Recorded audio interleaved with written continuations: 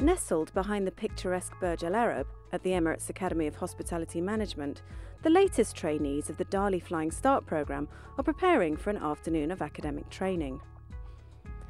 Dubai is the fifth leg of the unique journey for the students, who are enjoying the chance to experience the global thoroughbred industry at the highest level.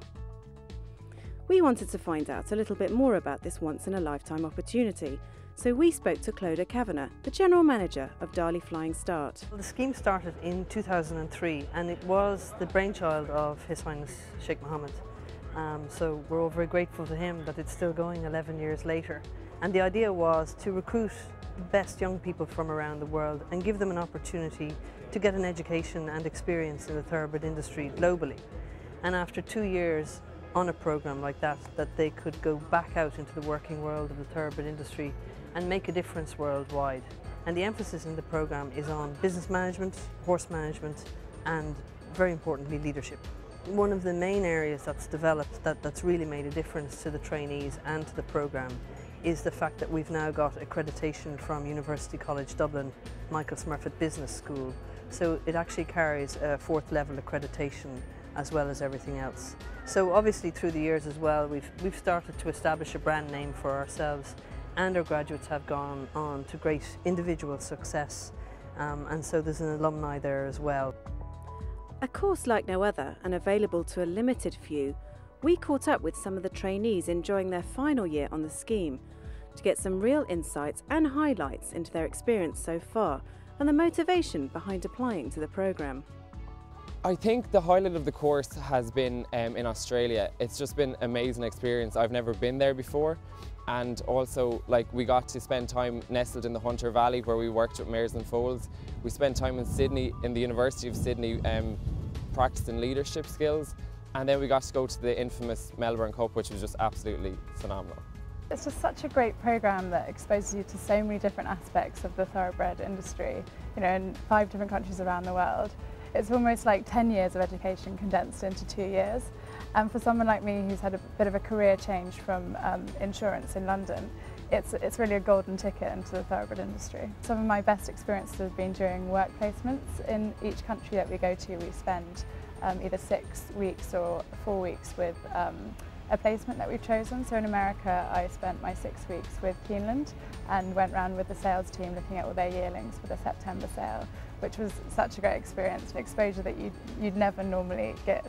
In Ireland, we got to have a lot of hands-on work with the yearlings in terms of breaking and educating these young horses. So I hadn't really had any previous experience with that, so that was really good. And then Australia, it was fantastic to see how they raise their young horses there compared to other places that we'd been with around the world. So those two are probably really the biggest highlights for me, aside from all the amazing racing that we're lucky enough to go to. Racing at Meydan is a definite highlight. To be able to experience racing in Dubai. There's no gambling.